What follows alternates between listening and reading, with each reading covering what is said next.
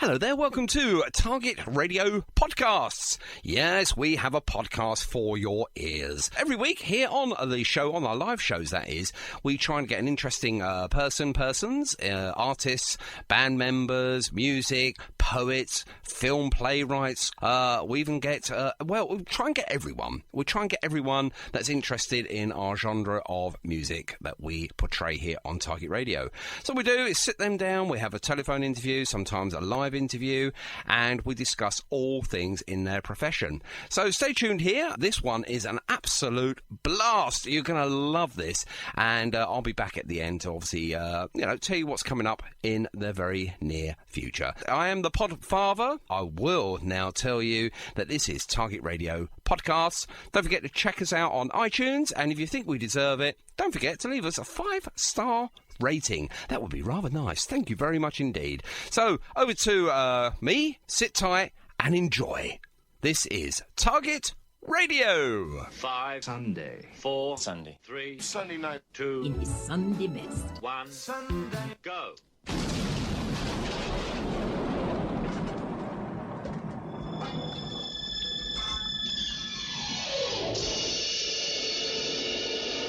You're only supposed to blow the bloody doors off. Dear God in heaven, please let this show go okay, with no major boobs or goofs, or is it goofs? Please don't let me tread all over the intros of records, or say a naughty word. So let's have fun.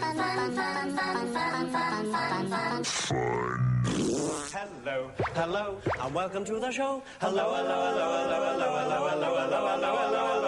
welcome to the show. Lock it on to the best station on the net. First we take a groovy record, then we add a super sound DJ. Oh, Sean Kirk. Big DJ, the big DJ. When do I get my badge?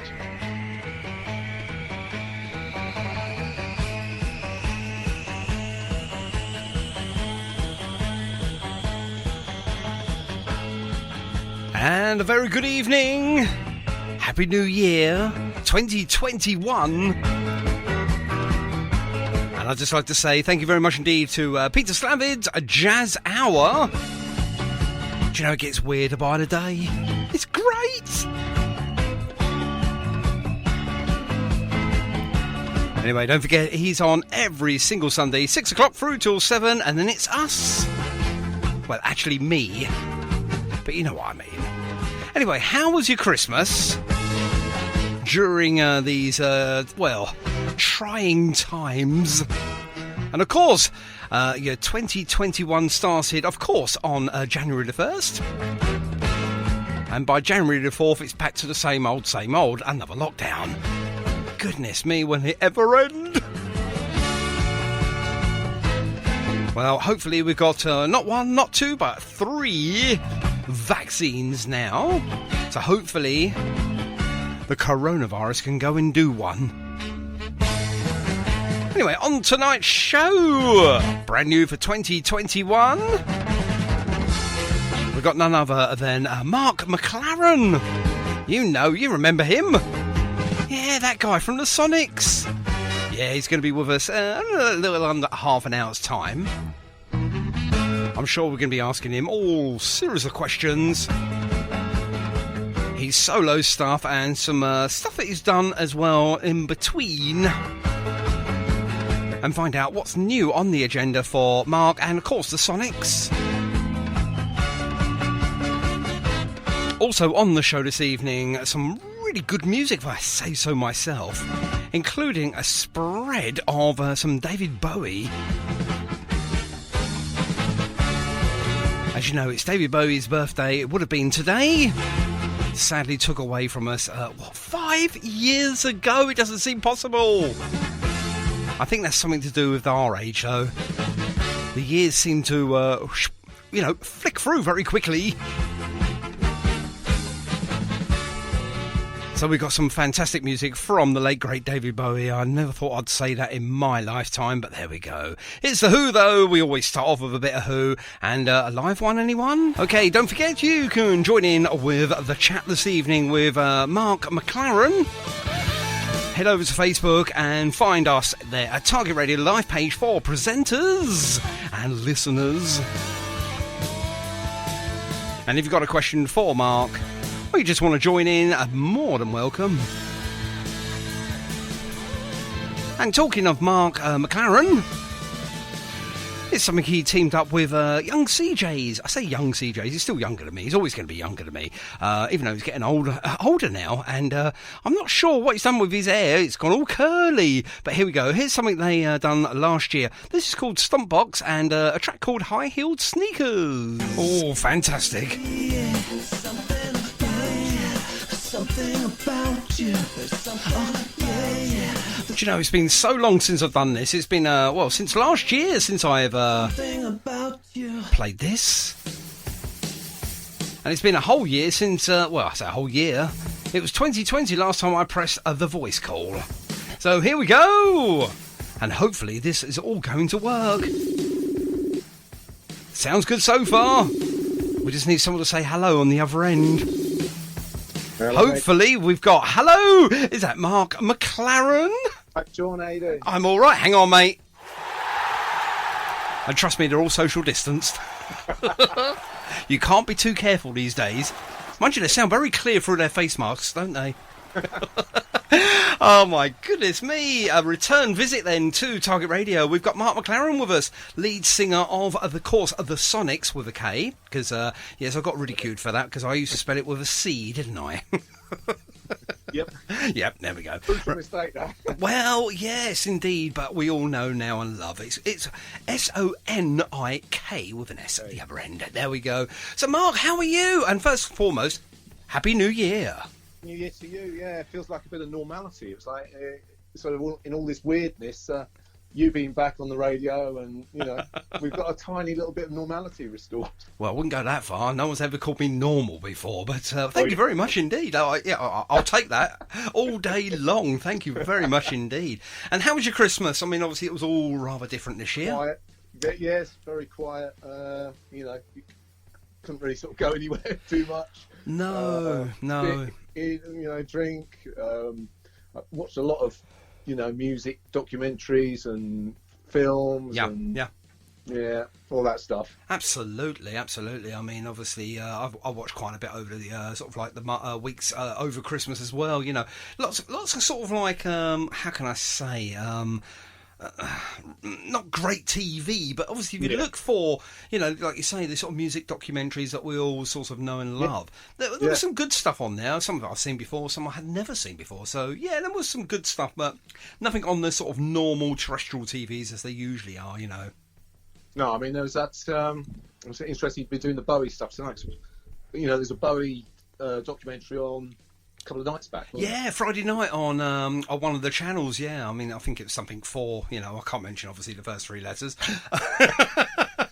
But yeah, I've got that ready to watch myself. Probably not tonight. Well, I won't spoil the fun if you haven't seen it. Yeah, no, I say fun, but no, it's all a bit serious really, because it's the last 5 years. Yeah, absolutely. They call it the last 5 years. Yeah, and the thing is, with Bowie, I mean, obviously just on that tangent now while we're speaking about David Bowie, I mean, weren't it really sort of, was it a conspiracy? Was it, he had sort of mind-reading sort of control over his own destiny, that he released Black Star just a few days before his death? Obviously, he knew he was going to die, and his last video he ever released was him dying. I mean, that was really weird. It's weird. It's weird in one sense, isn't it? But it's kind of, it shows an incredible depth, I think, as an artist. You know, because to come out and show yourself in the sort of the way he did, you know, towards the end of his life, when you know, as you say, when you knew he was dying, shows an incredible sort of confidence in. Well, I think it sort of shows an incredible confidence in who you are and what you've been, and you know what you've left. And it's a hard listen. I think. I do think. I mean, you've kind of got to listen to it because you kind of think, what's this guy got to say? You know, he's such an important artist. What's he got to say? But it's a difficult it's quite difficult, I think. Yeah, indeed. I mean, I absolutely love pretty much 99.9% of everything he'd done, everything he sort of wrote, and most, you know, and obviously everything he sung, but also his films as well. I mean, I know Labyrinth, let's be honest, Labyrinth is a kid's film, but it was on over Christmas. I watched it. And I tried to get one of the kids to watch it with me, so I didn't feel so much of a child. Did they want to know? No, it wasn't blue screen, nothing like that. So I watched it. I don't care. You know, take me down a peg or two. I don't care. The only thing I will say is it's an incredible back catalogue. But you know what you played earlier on, you know, Heroes for me is just like spine. You know, the hairs on the back of your neck sort of. It's such a simple song, but it's just so powerful. Oh, absolutely. I mean, I've got Ashes to Ashes queued up for a little bit, you know, time, you know, after our interview today.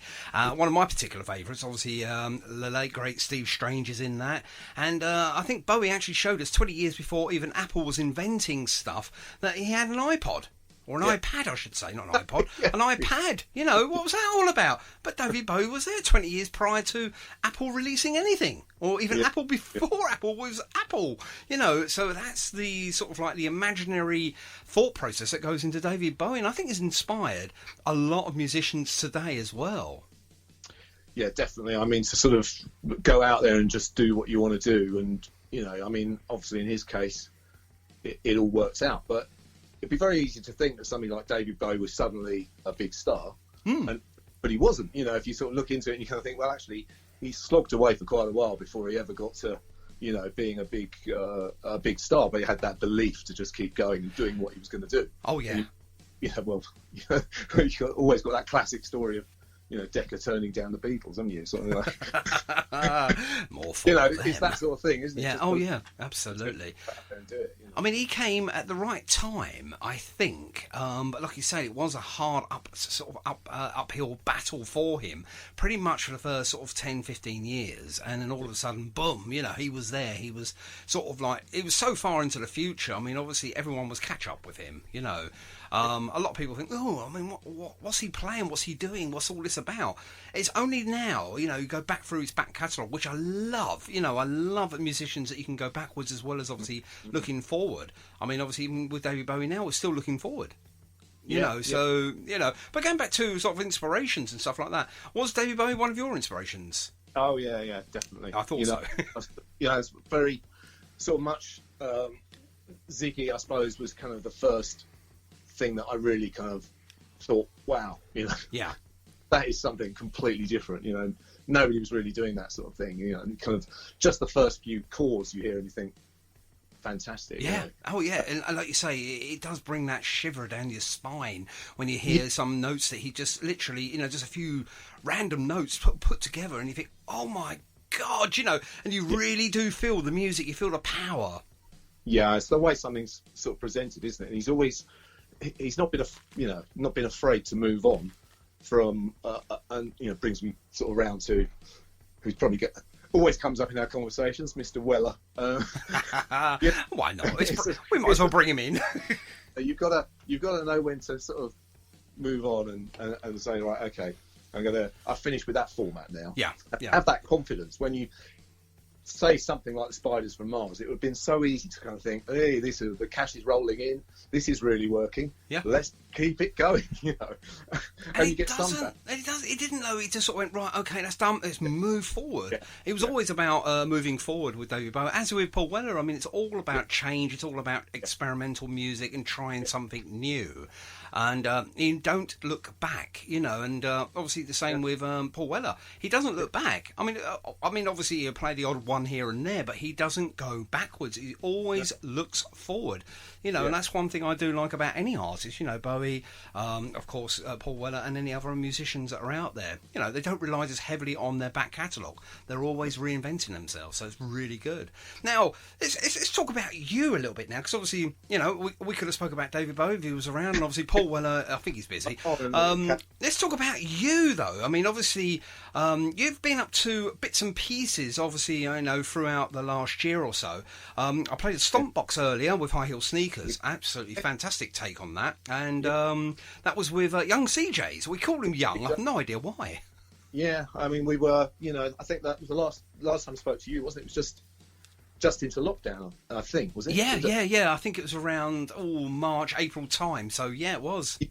And then it kind of, it just sort of, I think to a certain extent, that lockdown, they don't know how to do a proper lockdown these days, do they, Sean? Well, a great lockdown. A proper lockdown. You're not allowed out. I mean, literally not allowed out. So it's kind of everything comes to a grinding halt. Yes, of course. And yeah, so it's really unfortunate because we were sort of just pushing that out.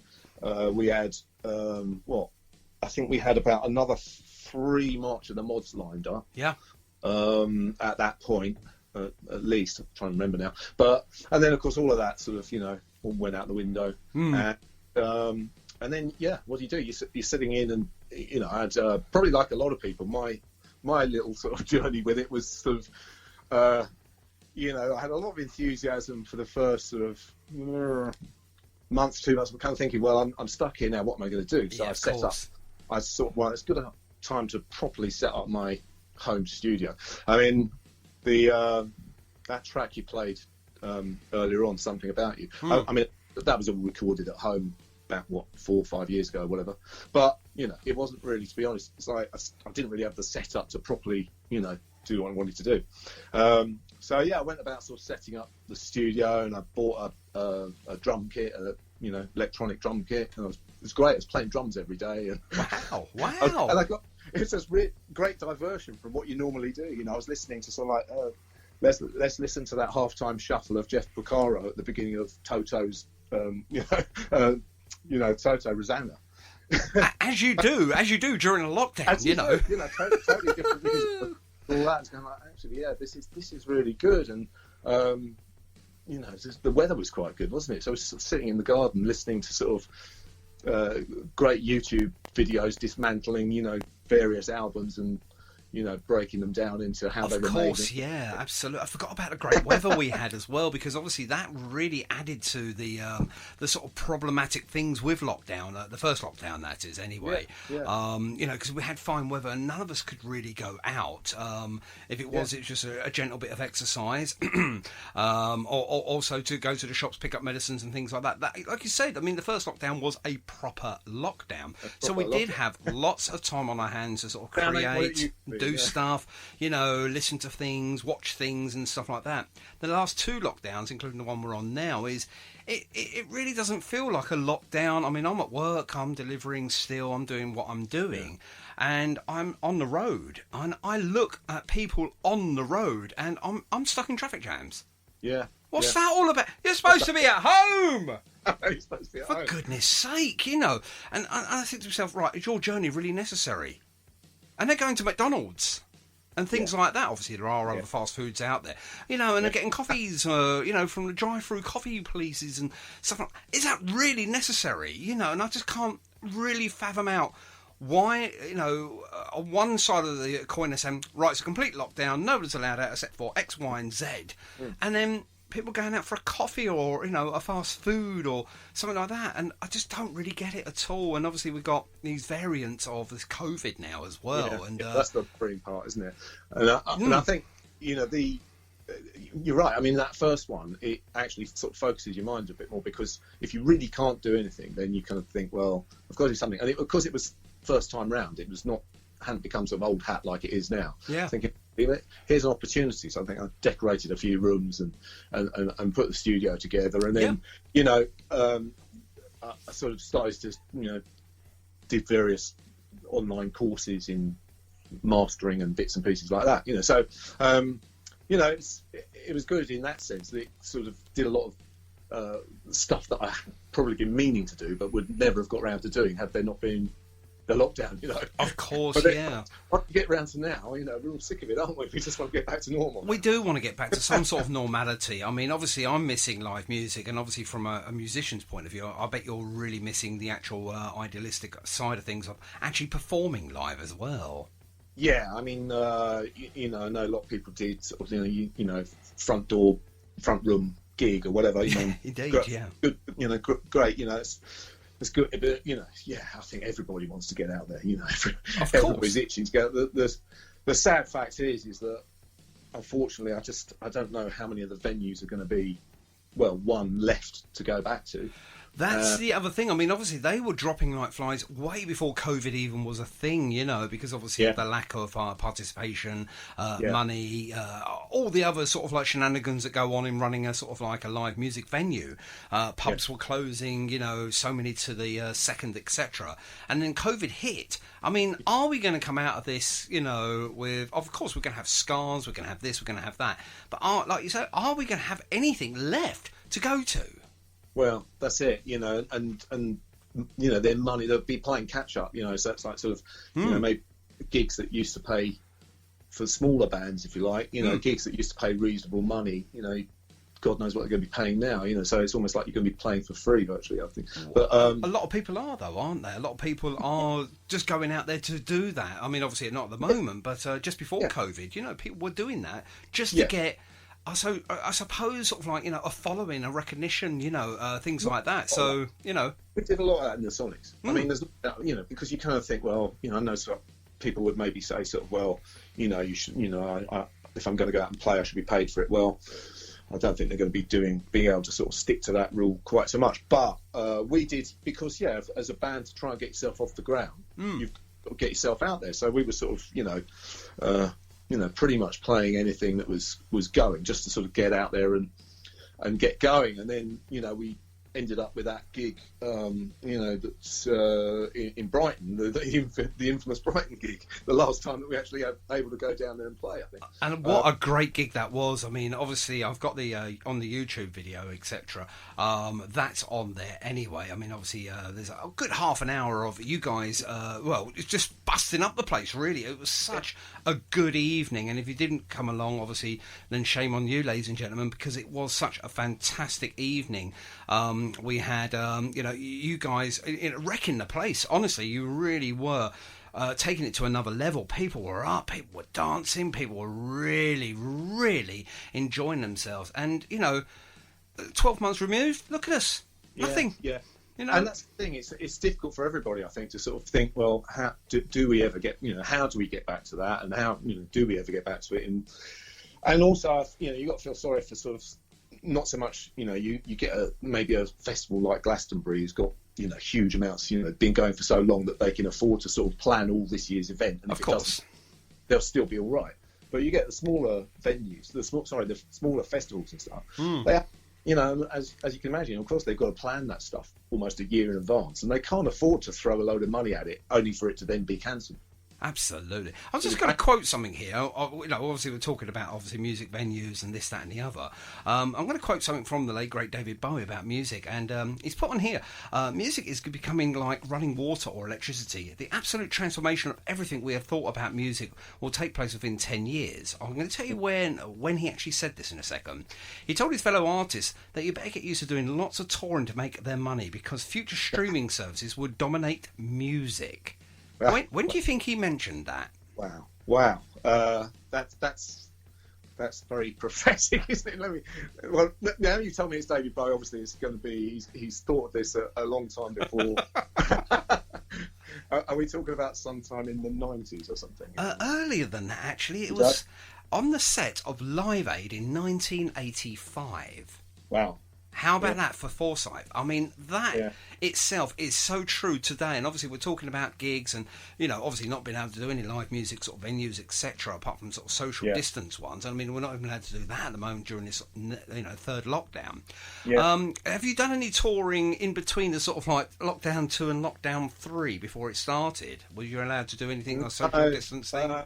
No, not really. I mean, I think there were a couple of gigs, but we've been sort of, you know, I was trying to get sort of the lineup sorted out, which we still hadn't done, you know, so we're sort of trying to do that first half of the first lockdown, trying to sort that out, and then of course lockdown came, sort of finished, and we've sort of trying to get that together, but that didn't really come together at that point. So really been trying to just sort of, you know, keep the band together and get a lineup sorted out. Indeed. So we weren't really able to get out there. I know a couple of bands, I think a few of the bands, I saw a few bands getting out and doing maybe 1 or 2 gigs, but a lot of them seem to be cancelled. You know, they were sort of just going out and getting cancelled. But what, you know, we were lucky that we did get some rehearsals in, so We've done. In fact, it's a shame because we sort of got to the point where we'd rehearsed the point where we were going to do some sort of live streams and stuff like that. We were kind of ready to do those. Yeah. But unfortunately, then I think I've lost track of what it was. Tier 3, 4. Anyway, it got to the point where we couldn't do that. So that was sort of going to be the first step, and then new material and getting new material out there. But unfortunately, at the moment, it's all just on hold.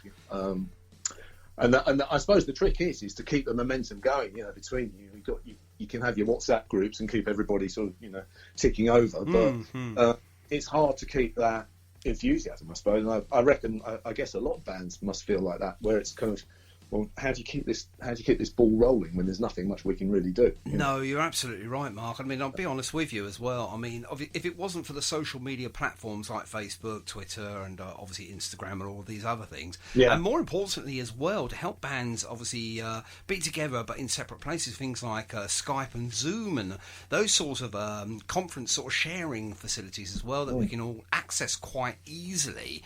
Where would we be without all of that as well? Yeah.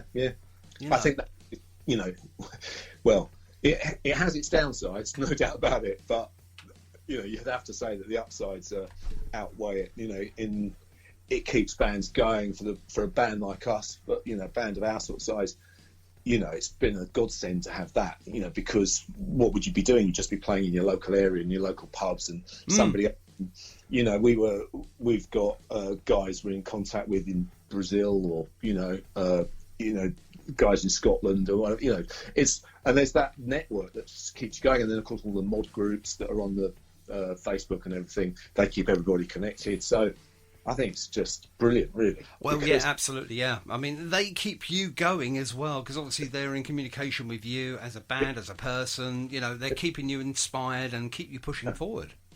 Yeah, absolutely. I mean, it's like, I think it's sort of so essential to most musicians now, because let's face it, it's sort of the whole thing goes across all the age ranges, if you like, from young musicians as well. It's essential because that's how they build their brands and everything, but for older, also essential because it's the only way they can actually still it's great that you can still sort of write a song and get it out there. You can release a song yourself now. Really, it's pretty straightforward. So well, yeah. I mean, you don't got to worry about sort of record labels and things like that so much now. I mean, obviously, it's copyright more than anything else, really. But if you've got your own music and obviously your own lyrics, and you're doing it for yourself, so your own singer-songwriter. Obviously, it is fairly simple to do. And I mean, I'm not saying it's easy to do. It's simple to do if you know what you're doing. But obviously, it can be a minefield for, say, someone that wants to get into the music business. However, haven't really got a clue. I mean, they can play the guitar, they can sort of like, write songs, but that's as far as it goes. So what would you say to an inspiring musician that might be listening right now, or indeed on the Mixcloud when we do a Listen Again feature at the end of the week? What would you say to, a young musician that's sitting there now, obviously, tuning up his acoustic guitar thinking, right, okay, well, I want to get some music out there. How do you do it? How do you do it? Well, I mean, the first thing is obviously they've got to sort of have, I mean, let's assume they're just working on their own. Yeah. Let's say they just had a great idea on an acoustic guitar and they're kind of working on it. They could, if they're going to record it themselves and not use a studio, then they're going to need to come to my house. No. There we go. His rates are very low, ladies and gentlemen. And then I'll do it for them. They pay me. No. What they have to get a thing called a DAW, a digital audio workstation. There we are. And which are, anybody at that age will probably know what that is, to be honest. So they get that, and they get their laptop, and they get an interface, and you can record the stuff on the interface, and then you can either master it yourself or you get it mastered. You can either put the vocals down yourself, or you go in the studio and get them put down, and then you get it out there you distribute it to the digital platforms. Yeah, absolutely. And once you've got that out there, it's a matter of It's a matter of marketing it if you want to market it, or you could just let it sit there. You don't have to market it at all. You could just say, okay, I just want it out there, and then just tell your friends on Facebook or whatever you want to do, however much you want to put behind it. And that's, I think in one way that's really good. I think it's I think it's harder for younger artists because it's sort of, the only way that they're going to make money really is by getting out there live, because to be honest, you've got to stream so much to actually make any money, real money. If you were talking about making a living, you're talking about streaming, hundreds of thousands of times at least to make any sort of decent money out of it. Of course, absolutely. It goes without saying. I've just looked it up, actually. I just Googled, obviously, a digital broadcasting booth or desk, or indeed a mixer. And I mean, they range from really, sort of pocket money, sort of, under £100 up to sort of into the thousands. So it's obviously, whatever you've got in your budget. I mean, obviously, something like that will help you record your music, and then obviously, as you say, get it out there onto the sort of like digital platforms, your SoundClouds, Mixclouds, Facebook, Twitter, etc., etc. And obviously, going with that, then obviously yourself, have you thought about music videos? Because obviously, back in the 80s when MTV first sort of emerged itself, and we had sort of music videos. We had like almost like miniature films with our favourite artists singing their, the favourite songs that we loved. Have you thought about doing that yourself? What, making them, or making them, starring in them, and obviously then releasing them. The first two Sonic singles have videos for them. Right, and where do we find those then, please, Mark? If you go to YouTube and you just put in the Soniks with a K. I thought you might get that one in there. You forget that. No, you're not. You put in the Soniks with a K, because otherwise you come up with the garage band, the Soniks, who are great as well. They're very good. But have a look at them as well. The Soniks with a K, and we've got some videos up there. We've got Showreel up there. The first two singles, which was State of Mind and Suburban Hymn, they've got videos to them. So the first one I actually shot. It was actually when we just went to the studio. It's like a sort of I kind of got it from. You won't be surprised to hear that I got it from Paul Weller. Really? I wouldn't have thought that. I mean, obviously, you very rarely speak about him these days. It's the out of syncing video, which I love the look of that. It's just black and white. I don't know if you've seen that one. It's like, him sitting around in the studio with bits and pieces of studio equipment and stuff like that. And I thought, that'd work. That'd work really well. Yeah. So we can actually shoot this video the day we record. So we sort of went. The day we went in to record the thing, sort of, literally, I'm there with the iPhone and handing it to various people. So just get what you can, And so we got all sorts of different shots, and then there's shots of me and Dan, the producer, mixing it, and and then I mixed it all on iMovie, and that's it. So it's pretty. That's the other thing, So what you talk about with technology, it's just. Yeah, absolutely. Great. I mean, obviously, when we was in Brighton, going back to that now, I mean, obviously, I shot a couple of videos for you and put one or two of them up onto Facebook, and they've had views and stuff like that. It just gets you noticed more. I mean, the more you can get noticed on so many various different platforms out there in the digital world, it's got to be better than not having as many views. Definitely. I mean, for most bands, it's got to be, it's the way forward. But I think. For young bands, it's for any young artist, it's absolutely essential. If you happen to want to just make we could, if we wanted to, just do gigs, or you could just say, well, I'm just going to record a song and I'll play it in my front room, play Granny or something. But if you want to get out there as an artist, I've been as I put the studio together, and the only chance I've had to actually sort of really properly use it was. I think the track that I sent you, Simple, and then my nephew, he's a sort of R&B garage, not in our garage terms, not in those old garage terms, in the newer garage, And he came in and he had a track that he'd already sort of pre-produced, really. So he came in and he put some rap down to it, and he brought in a vocalist, female singer, a friend of his, a great singer. You know, it was really great to record actually. Yeah. And we sort of put that down. So for them though, it's at his level, it's just totally essential that he's got all that social media going on, because it's the only way he's going to make anybody notice what he's doing. And unfortunately, you could call it it's a necessary evil, I think. But overall, it's good. But it's the only way they can really brand build nowadays, because it's not like you're going to get only a few artists are going to get a record company sort of shelling out, a load of money like they used to. No, indeed, and it doesn't really exist anymore, ladies and gentlemen. Be honest with you, I mean, there's so much music out there on so many different platforms that you can access pretty much for free. No one's really going to invest heavily, I mean, as in lots and lots and lots of money, unfortunately, into the sort of music industry anymore, as they did back in the sort of 60s onwards. It is a sort of a shame if you're getting into music now, if you feel like you want to make lots and lots of money and have instant fame.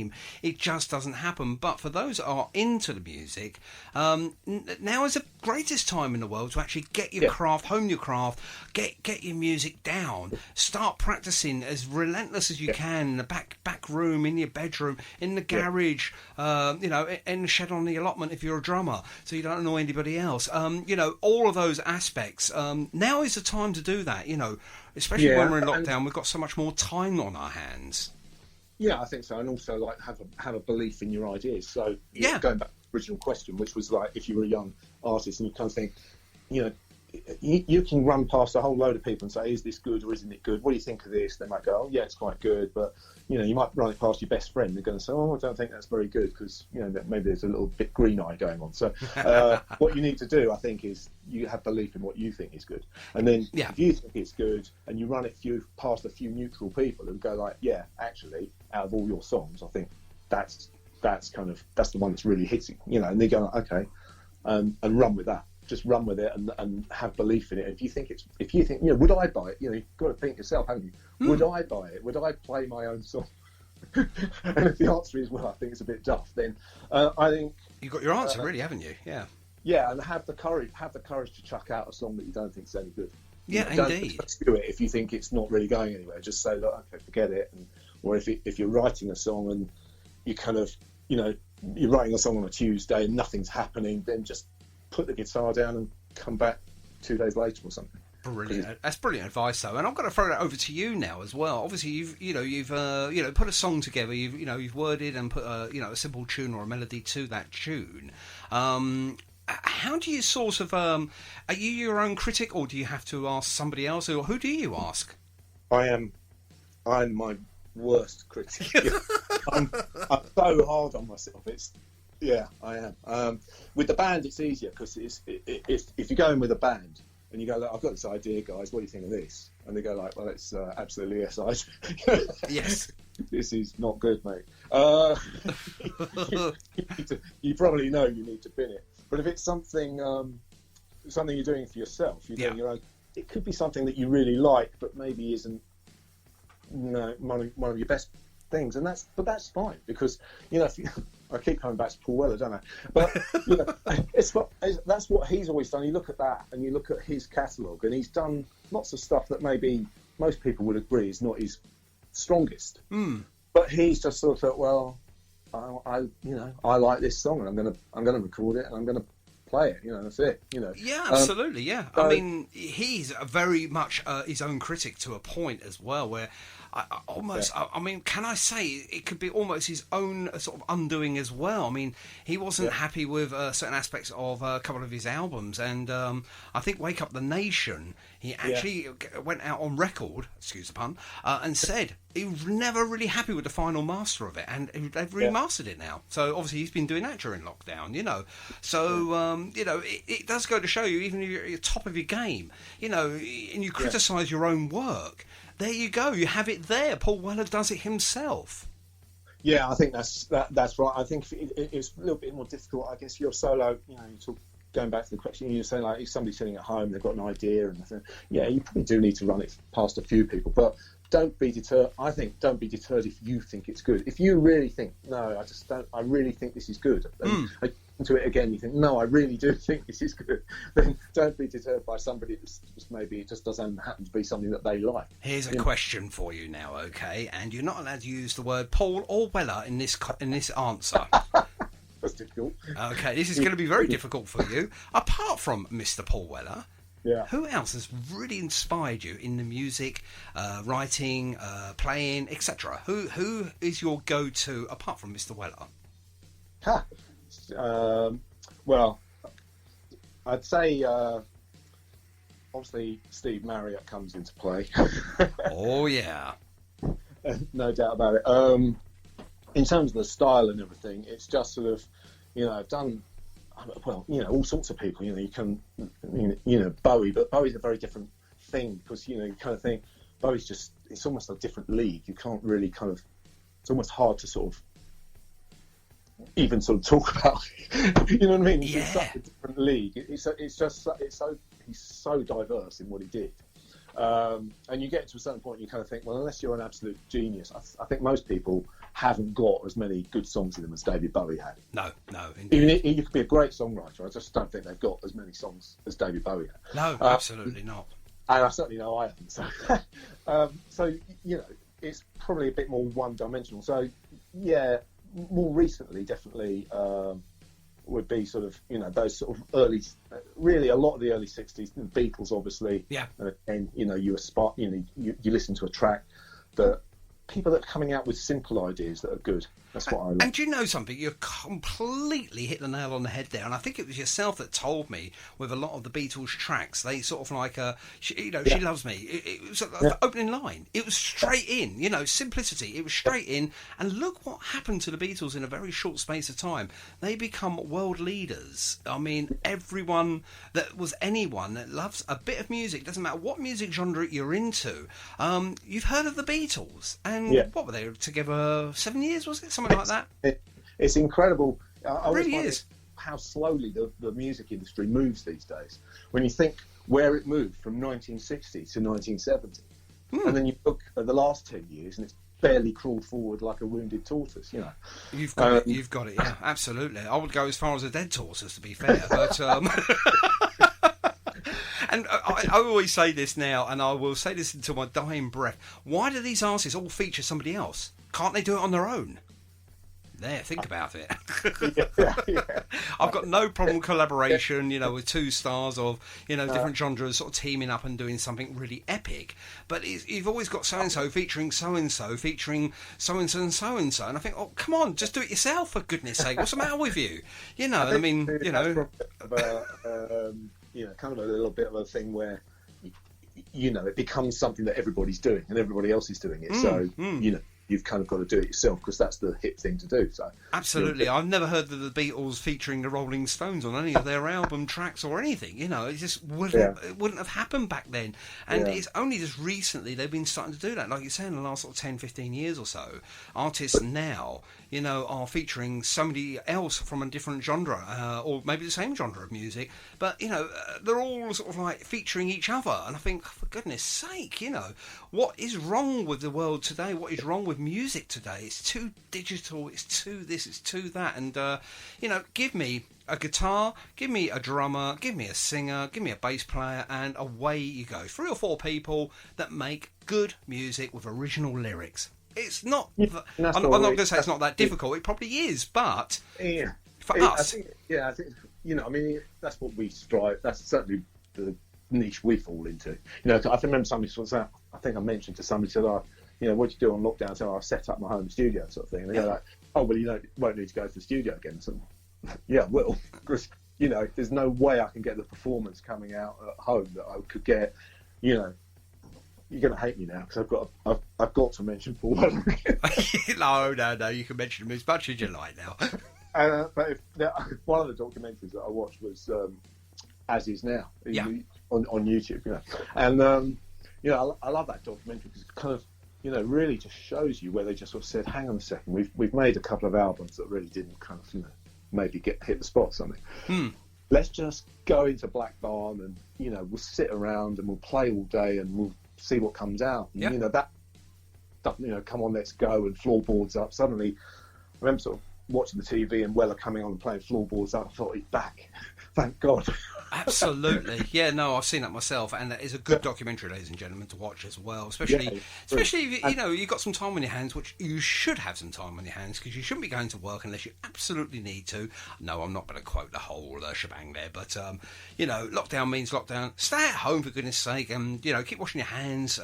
Shielding yourself. Have a window open, but most importantly, enjoy your lockdown and do something constructive with it, and keep yourself safe. That's all I will say on that matter anymore. Now, I'm not going to go hark on about it anymore. I think it's definitely worth doing something, getting something done. I mean, everybody runs out of steam in the end, I think, a little bit, because it's not so long. But, at least in the first couple of months, I sort of felt, God, actually, I've managed to achieve quite a lot there. Absolutely. Now, moving forward, I mean, obviously, with the Soniks, have you actually finalised your lineup as of yet, as we speak? I think we were just about to. We just sort of got there. We'd almost got there just before this lockdown, really. Yeah. So, yeah, we were back at the studio where we'd, because the only place we could really go to at the time was open, and we were going to the studio that we'd done all the singles, the 4 singles we released. Yep. We'd done those there, so we've gone back there, and in fact, I'm going to be working with Dan again, hopefully next week, because we want to. I'll come to that in a sec, but so we've pretty much gone full circle. We've got Paul Campbell back with us, who was sort of, right there in 2018 when I first started. Yep. And Jon Patch on bass. Again, this was like the first lineup of the band. Yeah.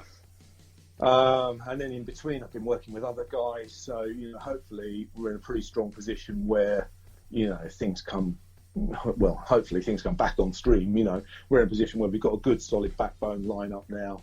And then if we have problems, or we have somebody's not around, hopefully we've got people that can come and play as well. So that's always the problem, isn't it? Yeah.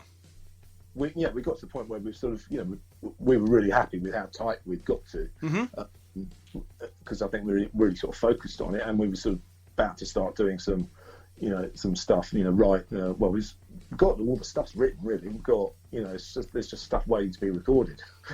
And that is your problem, really. I mean, obviously, you could do your home recording, but would it be as good as, say, like, going into, Maida Vale Studios, for instance? I'll just use that off the top of your head. But obviously, there are some really good recording studios out there. Yeah, definitely not. I mean, we're happy with the setup we have recording-wise, so we'll just go and do stuff live, like as in the as is now, video sort of thing. So we'll just literally go in there and we'll go through it live and hopefully get that live, sort of a live feel of it. Yeah. So you haven't got that feeling where it's kind of a bit robotic and it's not, it doesn't have that real feel. So for us, that's still. Actually going to a proper recording studio is still really important, because that's how we're going to get, we want the drum, we don't want to sort of have the drum kits sounding like they're fake or anything. It's just to be the real drums mic'd Of course, yeah, that goes without saying. Crank up the Marshall and put a mic in front of it. We're not going to, not DIing the guitar straight at the desk or anything like that. We just literally get the Marshall up, full pelt and. Yeah. And there are other amplifiers out there, ladies and gentlemen, just to let you know, but Marshall is a particular favourite of one Mr. Mark McClaran. Actually, Marshall are a very good amplifier. I mean, there's probably thousands out there screaming at the radio right now, like, you're having a laugh, what about so-and-so?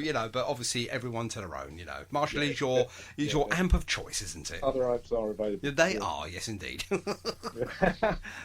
you like to record that sort of live sort of set rather than a sort of more into the desk sort of set? Yeah, definitely. But still maybe, that's what we're going to do, because the first single, which was 2 years ago. So beginning of end of 2018, State of Mind, which at the time obviously no one knew what was coming, but now is ironically the lyrics of State of Mind are just so apt for the situation we find ourselves in. Sure. And it's just sort of everybody struggling with kind of purely just kind of keep themselves on the level sort of thing, to various degrees. Yeah. So suddenly that's sort of become really relevant. So we're gonna do a remix on that and re-release it. Oh, now that sounds good. Are you changing any of the lyrics in there at all, or? No, the lyrics are absolutely, as they are, really. So, yeah, they're going to be, we'll still. It's weird. It's almost as if it was written for the situation we find ourselves in now. Yeah, absolutely, because it's all in the aid of mental health charity as well. Yeah. Mind, wasn't it? It was, yeah. And you kind of read through the lyrics now and suddenly think, blimey, that's weird. Did I sort of foresee this coming? Hang on a minute. You had that David Bowie moment. That David Bowie moment. Absolutely. Yeah. So there you go. You do have some affiliation to the late great Bowie there. So, well, yeah, that's nice to think. But it's true to a point. I mean, obviously, whether it's sort of a mindset, excuse the pun there, or indeed it was sort of almost a deliberation of stuff. Maybe you have got some foresight in your songwriting abilities as well. You just don't know. I think, well, that's the other thing I find. I've always found that sort of like, everybody's different songwriting, but lyrics is something that just sort of flows out. It's never a problem, I mean, I know some people sort of like I've got the song really easily, whereas I'll sort of go, get the lyrics straight away, but I'll be agonising over whether I should use a slightly different chord in the chorus or something. Of course, yeah. And I mean, obviously, knowing you as well as I think I do, I mean, obviously, you are very much a perfectionist when it comes down to the music itself. And why not? You should be, I suppose. You should be proud of what you do. And obviously, you want to make sure that you're putting 101% effort into each and every song that you write and obviously then play. Yeah, probably drive the band. If the band are listening now, they're probably going, yeah, that's right. That's Mark. Yes, we know him. Yes. He's a pain in the boob. So we can't say the word arse. Or maybe we can. Maybe we can. So obviously everything's siggity-boo with the band, and obviously with your songwriting, I mean, obviously I will say this each and every week to each and every artist that is a songwriter. How do you start a song? Where does the lyrics come from? Is it something that, is a personal thing, or is it just something you see on the train or driving into work, or, walking down the street with the dog? Does it all sort of flow that way, or do you just have them sudden sort of bursts of, I just got to write that line down, it's just come into my head? For me, it's very rarely like that. It's the other way around, because I tend to sort of have musical ideas, and then I don't really have lyrical ideas. Okay.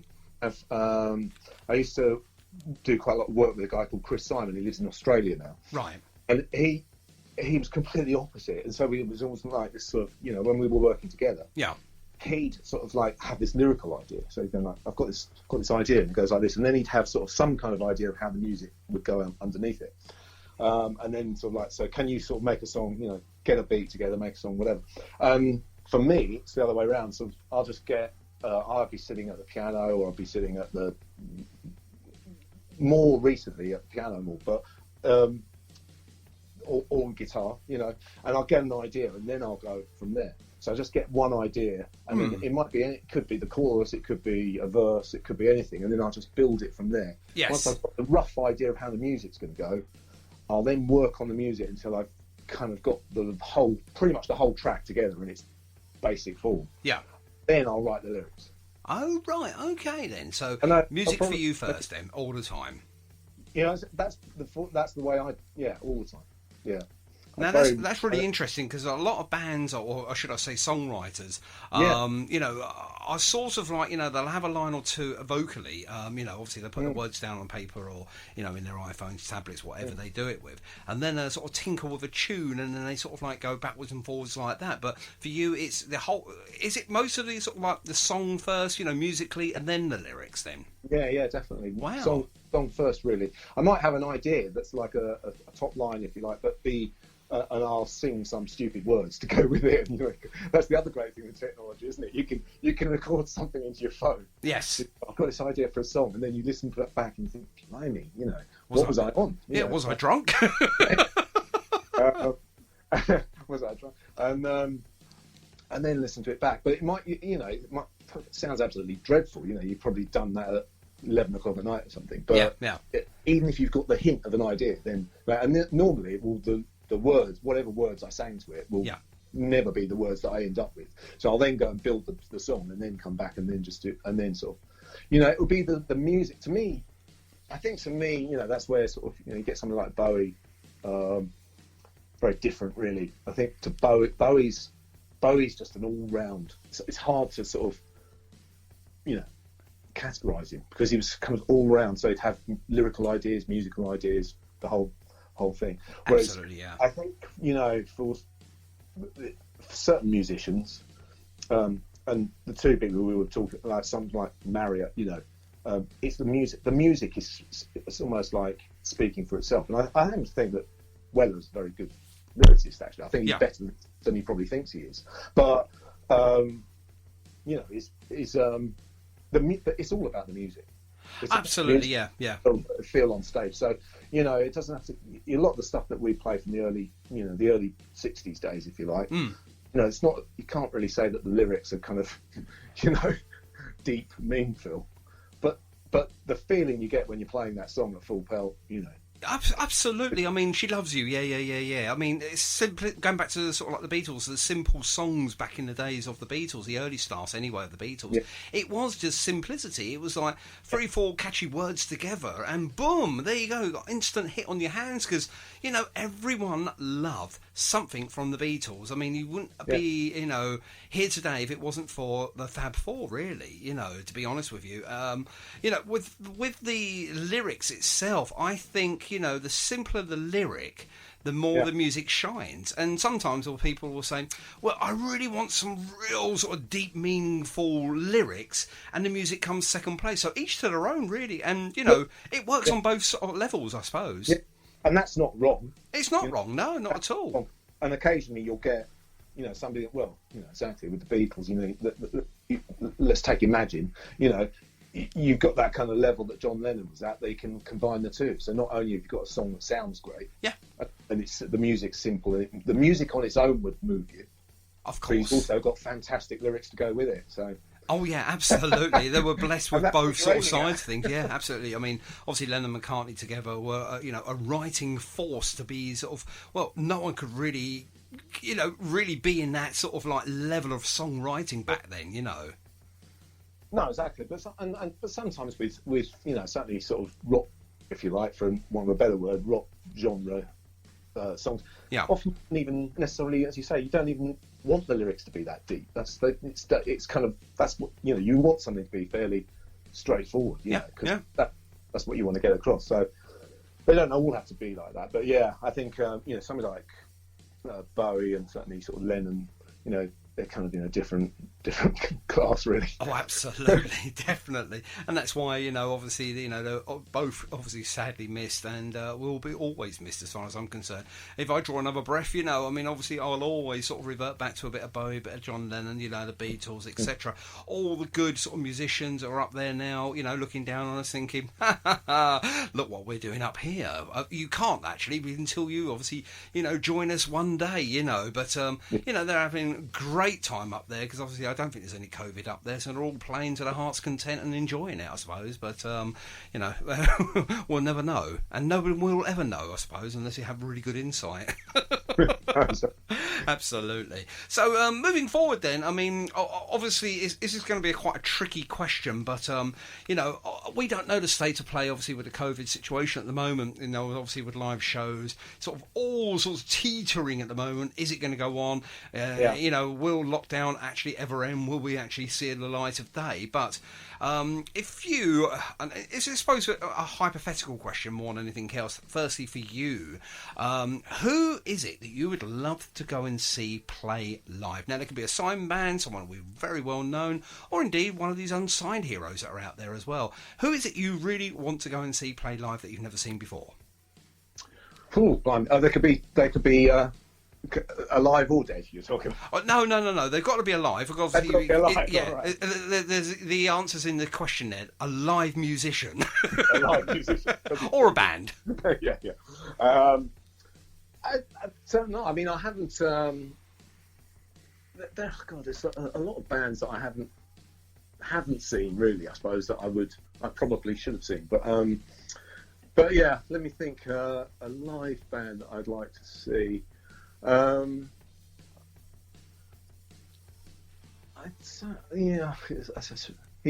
a very tricky one. It is, absolutely. Because I've seen most of the people I really want to see. I've actually seen. Most of the people that I would really have wanted to see are probably gone, like Hendrix. Yeah. But I don't know. I mean, I haven't seen a band that funnily enough, we were watching a documentary early on about Pulp. Oh, right, yeah. And it was all about common people. It was all about the making of Common People. Fantastic track. And fantastic track, and they broke that down. I've seen that documentary, really well worth watching that documentary. Oh, yeah. They kind of stumbled across sort of what is a classic song, and how they didn't really quite realise, which is probably the case with most songs like that, they don't really time, do they? But that's what you're doing. And they were breaking it down into how they sort of put it together, and then my partner Fran said to me, she said, "Oh, I saw them twice," and I was thinking, I haven't seen them at all. And I thought, oh, why haven't I seen those? So definitely, yeah. I mean, that would definitely be one. I mean, two minds about an Oasis reunion. I mean, I kind of think one probably would never happen, and then secondly, sort of like, would it be any good if it did? That's the thing, isn't it? Yeah. Sometimes we anticipate something that was so good to be as good as Gain, and something it never happens, does it? No, it never happens. But, no.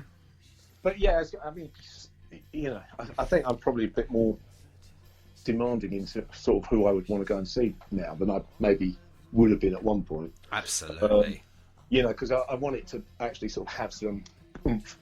And so, yes, I'd like to see that. If that was coming back together, I'd like to go and see that. Oh, yeah. I've actually met Jarvis Cocker. Have you? Yeah, I've actually met him. And what I would say is he's an enigma, I think. A really, really nice fella.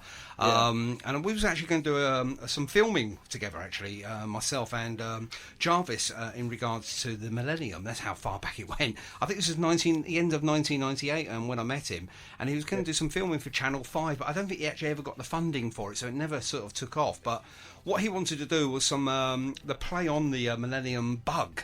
And all the parties leading up to this so-called Millennium Bug, where everything was going to be wiped out at the stroke of midnight, which obviously it never happened.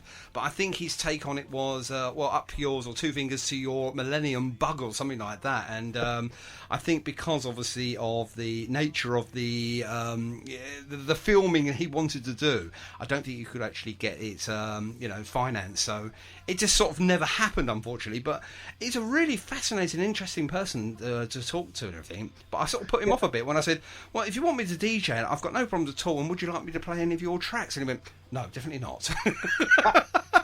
He said, I cannot stand listening to myself. So there you go. Jarvis Cocker don't actually like listening to his own music. Individuality, hasn't he, that we talked about when we talked about it with Bowie. He's got that sort of individuality that's kind of, just shines through, Absolutely, yeah, absolutely. So, obviously, if Pulp reformed, you'll be there front row, hopefully. Yeah, definitely. They were a good band, and they were very diverse as well. They had a lot of great hits. I mean, I've got a few albums of Pulp as well, and there's some really good stuff there, and some stuff that I think from Jarvis's sort of growing up period as well, for, hitting puberty and going onwards. There's some really good, clever lines in there, good lyrics and stuff like that as well. So if you do like your music, but more importantly you like your lyrical music as well with that, and the lyrics that go along with it, it's a fantastic listen.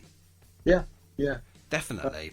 I think it's just something that's a bit different, because it's just, you do hear a lot of stuff that's a bit samey, and and the thing is, really, if you've been to a lot of gigs before, you kind of not necessarily wanted to just go and see something that you've kind of run-of-the-mill thing. So you kind of wanted to see somebody who is a bit different. Absolutely. Yeah. Now, Bowie a couple of times, and standout, isn't it? It's just Yeah. sort of, you really remember going to that gig.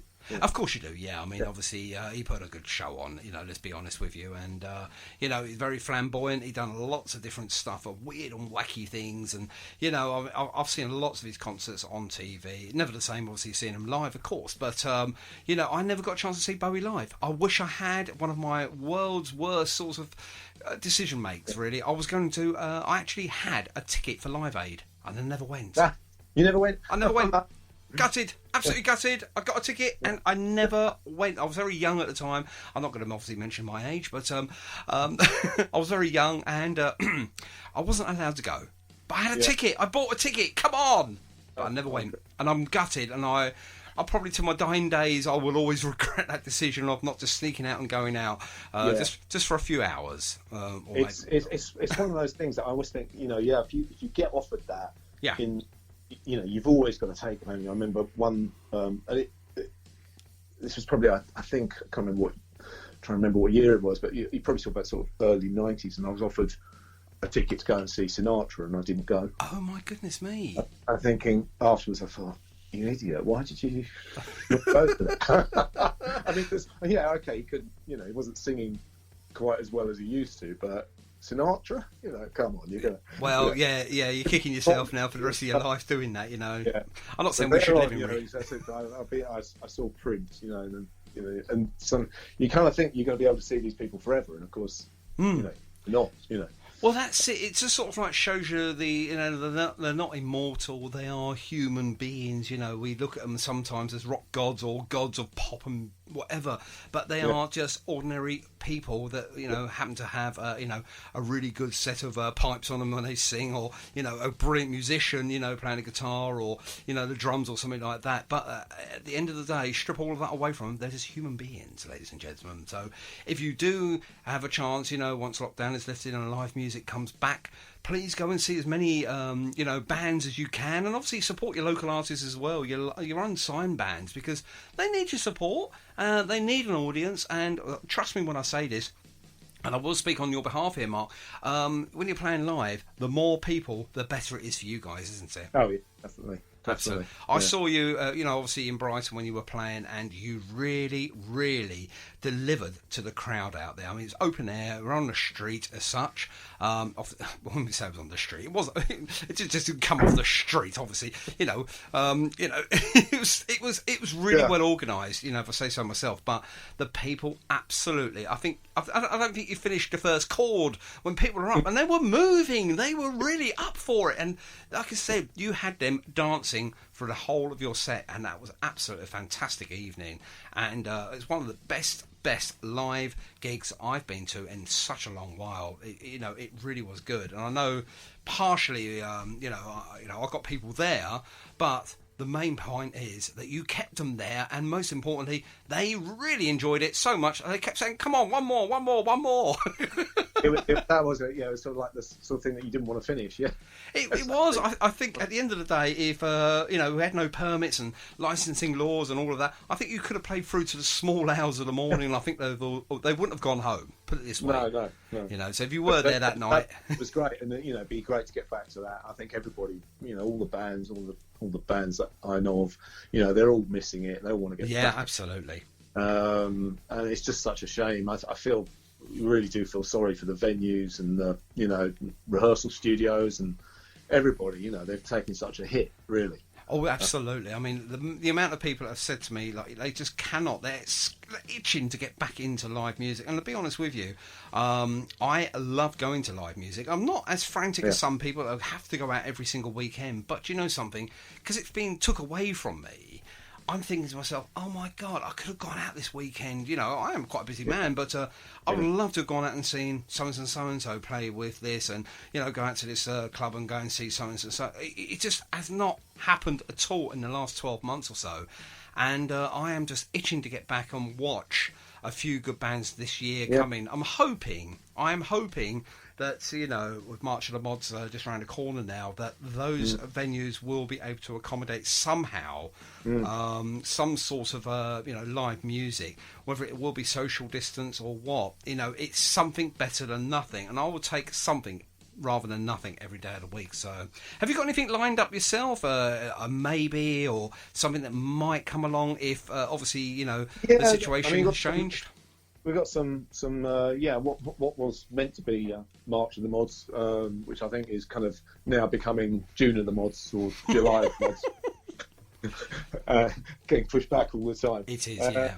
So yeah, but it was quite difficult when we hadn't sort of got our sort of lineup ready, and so we've got to actually be ready. But now we're feeling sort of totally ready for it now. Brilliant.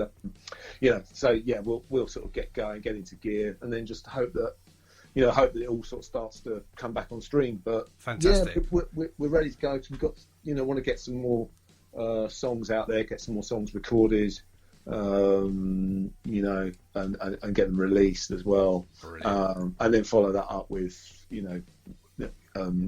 gigs. I think there was like when I last spoke to you, as I say, we at that point we'd had stuff lined up. That's right. Yeah.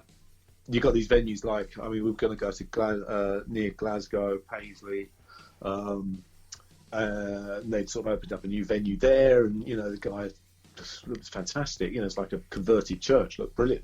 That's right. I remember you saying about that, and obviously that's all been took away. Now, one last question then, before obviously I'll get you to do all the sort of social media things and stuff like that. Your go-to song then, you're live on stage and you think, right, I really want to captivate the audience, and you've got this cover. You've got a cover. I know you do a few covers anyway, but what is your go-to cover song just to get people really up and out of their seats? Well, I think we probably have to say that's "Come On, Let's Go." That's what we tend to start with, and it's one of those songs that you get on there and you turn the amp up and you start playing the first few chords of that, and then you're into it. Of course, yeah, absolutely. So it's just for you. Obviously, for the audience, it's there for them, but obviously, I think it's for you guys as well, because it really does get you going as well, doesn't it? It gets them adrenaline flowing, and it gets you in that mindset to entertain the audience and entertain you. I've seen you play, and ladies and gentlemen, I'm going to be honest with you now. If you are able to go and see live music this year and the Soniks are playing near you, or indeed if you fancy just going out of your comfort zone and getting on a train, or getting on a bus, or indeed driving that few extra miles, I would highly recommend going and see the Soniks, because they are a good band live. They really know how to entertain, and Mark's such an approachable character. If you've got a $5 in his hand, I'm sure he'll take that off you and give you something in return, like a CD or something, because he's like that. No, I'm joking, of course. But obviously, you've got to. A man's got to eat, haven't they? A man has got to eat. Do I get my badge moment?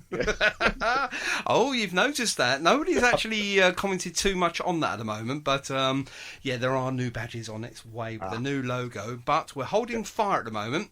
Now, a lot of people have seen the SORM, which is SORM. People don't know what that's about yet. We are waiting just for the final sort of, how can we say, the final pieces of the jigsaw to be put into the puzzle.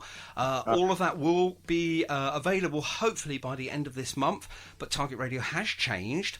We've got some venues in place, and we've got other people now running Target Radio along with me as well, which is absolutely fantastic. So just watch this space for us, but more importantly, let's watch your spaces now. So how can we find you on the social media sites? Where are you? And obviously, where do we find obviously live music, live gigs, if they come back this year? Yeah, anything will be, obviously our social media is pretty easy. So Facebook, Instagram, and Twitter are all at the Soniks UK. That's with a K, ladies and gentlemen. I've got to get that in before you do it to me. The Soniks UK, and to search our music online, all you've got to do is just go to the platforms and search it in. So whatever you are, whether you're on Spotify, Deezer, iTunes, Apple Music, if you go in and search for us, we should come up. We're on all those platforms, and any gigs coming up will be on the Facebook page or the Instagram page. So most certainly are. I mean, obviously, I've just done that myself on the Google. Other search platforms are available, but I think everyone Googles these days. Yeah. And obviously, you come up there, top page. Obviously, all your videos are on there. Even one that I shot as well. Thank you. But you're on Instagram, you're on Spotify, Facebook. Yeah. You're everywhere, and basically, people, you've got no excuse for missing out on the latest news from the Soniks. They update their pages quite regularly, especially on Facebook. You're all over that as well, which is fantastic to see people doing that, and obviously yourself doing that as well, Mark. You know, it is good. You're a busy man, I know, and I know you do lots and lots of stuff, and then you do all the social media as well at the moment, which is fantastic. And I know how hard that is, so trust me from my point of view. Exactly. But Mark, it's been a pleasure, obviously, as always, speaking to you. I could speak to you for another hour. We could talk about everything. About Bowie and stuff. But yeah, I mean, just to say to you, Sean, also, is that, I'm sure I speak for, lots of other bands out there, that we really appreciate what you do. Oh, thank you. You give us a platform, and that's great. That really helps us, and it's nice to know that you're out there sort of, putting the word in for new music and bands that are trying to make it. Because, I know, like you said, it's pretty hard, running these things and to sort of, run a radio station, keep going, keep at it. Sure, there's times that you kind of think, this is hard. Is this worth it? It's hard work. It is hard work, but do you know something? At the other end of it, I get the satisfaction of listening to music first before other people, and also, getting invited to these gigs, getting the backstage passes, all of that sort of stuff that goes along with it. It makes it all worth it. But for me, it's all about the music, and obviously just trying to do what I can do to obviously give you guys a little bit extra. If I can play and reach one more person's ears that you wouldn't have done yourself, my job's done. That's how I look at it, and for me, that makes it all worth it. It's not about money, because obviously I don't do this for money. It's about the love and the passion I have for unsigned bands that work tirelessly hard. I could not do it. I've got a guitar, I've got a pen. Do you think I could do one or the other? No, I can't write. I can't even read. I can't even write. I can't even speak now. I can't write a lyric, and I certainly can't strum a chord. Not yet. I'm teaching myself a little bit, but it's time. And unfortunately, or should we say fortunately, a lot of my time is spent on the radio, doing this, that, and the other. A lot of sort of stuff behind the scenes. But it's all enjoyable. As you will say yourself, obviously, being a musician, you do it because you love the music that you do. Yeah, that's it. I mean, we certainly in the situation with Soniks, we just love doing the music that we do. Fantastic. And once you get out there and you like you were saying about Brighton, you crank the amps up and there's all those people and they're liking what you're playing. No better feeling. Absolutely, especially when one of my speakers went down and then we got it back up again. Yeah, but that's all part of it. It's all part of the fun, and I'll tell you what, it proved it was live as well. Mark, you've been a star. As always, my friend, lovely speaking with you. Hopefully we'll have better things to report back, hopefully in the middle of the year. If all going well, hopefully the COVID situation will start to ease out of our British Isles, and we'll all get vaccinated in the backside, or is it the arm? I don't know, one of the two. Anywhere that may able to enable us to have some sort of normality for the latter part of 2021, and we can all go back out and start sort of mixing, start shaking people by the hand. How have you missed that? My goodness me! I didn't think shaking people by the hand you'd miss, but you do. It's really weird that you can't have any sort of close contact with human beings, but here we are.